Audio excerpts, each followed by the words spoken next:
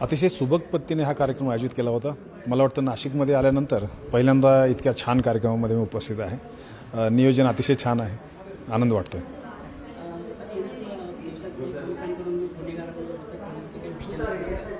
निश्चितपणे कारण प्रत्येक अधिकारी नवीन ठिकाणी आल्यानंतर या ठिकाणची गुन्हेगारी त्या ठिकाणचं पॅटर्न काय आहे याचं निश्चितपणे पाहणी होते।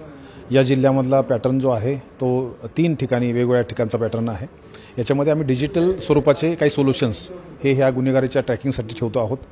त्याचबरोबर जे गुन्हेगार रेकॉर्डवरचे गुन्हेगार आहेत यांना सातत्याने ट्रॅक करण्यासंदर्भात गुन्हेगाराच्या बाबतीमध्ये काही ॲप्स आम्ही डेव्हलप केलेले आहेत आणि त्याचा अतिशय सकारात्मक परिणाम या भविष्यकाळामध्ये होतो आहे।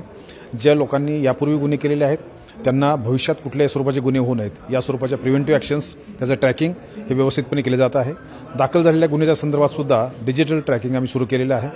याच्याबरोबरच जे ॲप्लिकेशन्स येतात, तक्रारी येतात, त्या तक्रारीचं दाखल करताना ज्यांनी तक्रार दाखल केलेली आहे या लोकांना सुद्धा माहिती मिळाली पाहिजे की कोणत्या ठिकाणी आपल्याला माहिती घ्यायची आहे की माझी तक्रार काय झालेलं आहे, तर त्याच्या बाबतीमध्ये त्याला मेसेज जाऊ शकतात। त्याचबरोबर पोलीस स्टेशनमध्ये येणाऱ्या प्रत्येक व्यक्तीला चांगली वागणूक मिळावी यासाठी व्हिजिटर मॅनेजमेंट सिस्टीम सुरू केलेली आहे।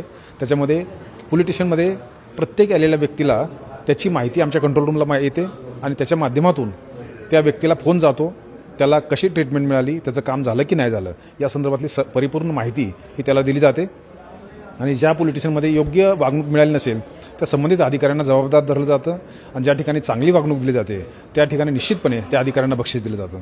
तर हे एकंदरीत साधारणतः डिजिटल सोल्युशन्स हे सर्वसामान्य लोकांच्या सोयीसाठी आम्ही निर्माण करून ठेवलेले आहे।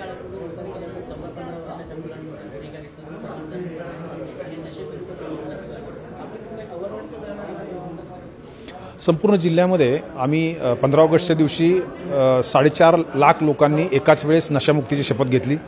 तरुणांना याच्यामध्ये सहभागी करून घेणं अत्यंत आवश्यक आहे। ज्यावेळेस आपण तरुणांना सहभागी करून घेतो त्यावेळेस पालक आणि जे शिक्षक आहेत त्यांना सुद्धा सहभागी करून घेणं अत्यंत आवश्यक आहे।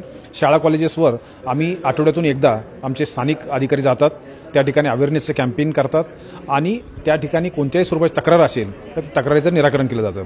थोडक्यात या तरुणांना कुठल्याही स्वरूपाचं वाईट व्यसन लागू नये या दृष्टिकोनातून पूर्ण जिल्ह्यामध्ये अशा स्वरूपाचं अभियान सुरू आहे। थँक्यू, शुभेच्छा।